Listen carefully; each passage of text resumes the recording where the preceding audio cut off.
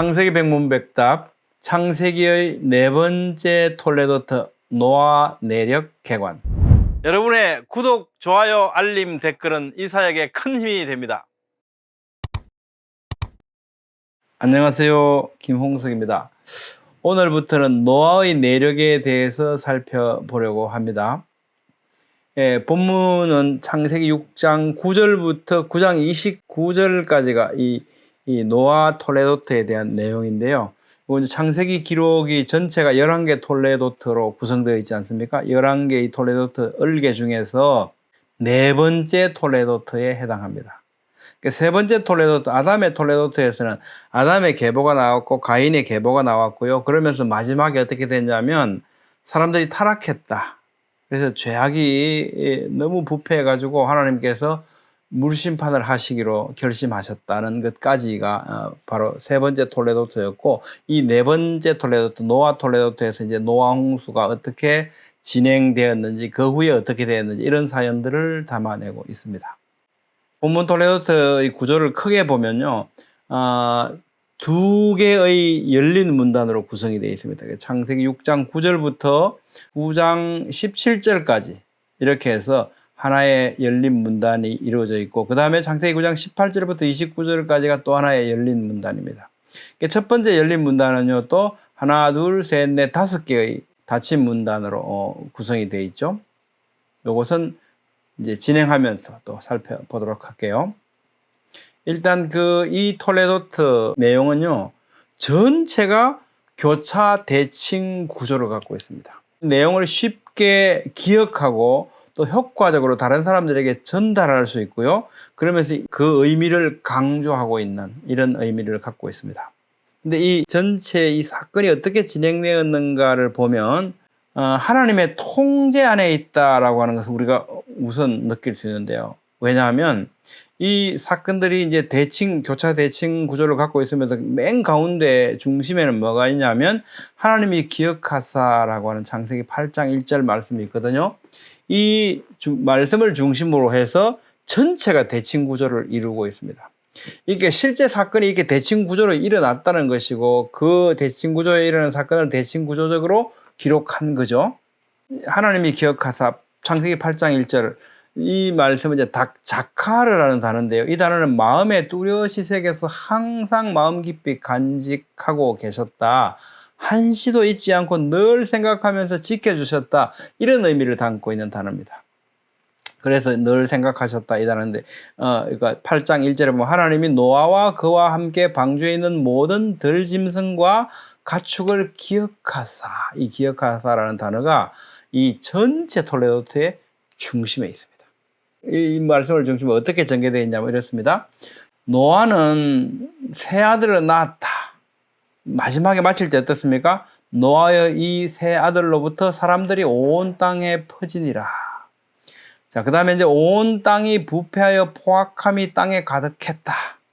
그런데 생육하고 번성하여 땅에 충만하라. 온 땅이 이제 완전히 부패해서 하나님 물심판하게 되는데 그걸 다시 회복시키신 거죠. 그래서 생육하고 번성해서 땅에 충만하라고 말씀하셨고요. 또 땅에 있는 자가 다 죽으리라고 하셨는데 내가 전에 행한 것 같이 모든 생물을 다시 물로 멸하지 않겠다라고 하는 말씀을 해주십니다. 방주에 들어가라고 했잖아요. 방주에서 나오라고 말씀하셨고, 큰 기쁨의 샘들이 터지며 하늘의 창문들이 열렸다 했는데 물이 그치고 땅이 말랐다. 물이 많아져서 방주가 떠다녔다. 물이 물러가서 방주가 산에 멈추었다. 이 대칭 구조 가운데 하나님이 기억하사, 이 말씀을 여기에 위치하고 있거든요. 이게 이 전체 사건이 하나님의 철저한 통제 아래에 있었고, 하나님께서는 이 모든 사건을 늘 이렇게 지켜보고 계셨다는 이 말씀을 우리에게 전달해 주고 있습니다. 이게 바로 이 교차 대칭 구조의 의미입니다. 자, 교차 대칭 구조는 이 내용을 쉽게 기억하고 다른 사람에게 효과적으로 전달할 수 있는 구조고, 이는 이 의미의 중요성을 강조한 것으로 이해됩니다. 이 구조에 나타난 바와 같이 노아 홍수 기록은요, 물심판이라는 비극적인 내용인 것 같지만 오히려 다시는 물심판이 없고 생육하고 번성하며 땅에 충만하게 되는 결과만이 있을 것이라는 행복한 해피엔딩의 결말 구조를 갖고 있습니다. 이 전체 사건의 가장 중심에는 뭐가 있습니까? 하나님이 기억하사 하나님의 은혜가 있는 겁니다. 가장 큰 강조점은 하나님의 심판 가운데 있는 하나님의 은혜라는 겁니다. 노아홍수를 이제 표현하는 단어가 특별히 맞불이라는 단어가 사용이 되어졌거든요. 이 단어는 창세기 6장 17절에 내가 홍수를 일으켜, 우리가 홍수라고 번역했는데 이 원어를 보면 이제 한맞불 마임이라고 하는 단어입니다. 이 맞불, 이걸 일으켜서 무릇 생명의 기운이 있는 모든 육체를 천하에서 멸절하니 땅에 있는 것들이 다 죽으리라. 그렇죠? 예. 내가 홍수를 일으켜서 무릇 생명에 있는 것, 모든 육체들 다 죽을 거다. 하나님께서 전 세계를 물로 심판하시겠다는 거잖아요. 이 사건이 바로 노아 홍수 사건이고요.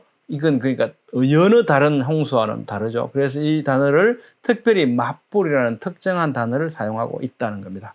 원어 구약 성경의 이 맞불이라는 단어는요, 12회 사용되어져 있습니다. 창세기 6장 17절, 7장 6절, 7절, 10절, 17절, 그리고 9장 11절, 15절, 18절, 10장 1절, 32절, 11장 10절, 그리고 10편 29편 10절에 사용되어져 있습니다. 이렇게 딱 12번 사용됐고요. 그 다음에 원어 성경, 신약 성경에는 카타클리스모스라고 하는 이 특정한 단어로 사용이 되어졌고, 이 단어가 단 4번 사용되어졌습니다. 마태복음 24장 38절, 39절, 누가복음 17장 27절, 베드로후서 2장 5절에 기록되어 있습니다.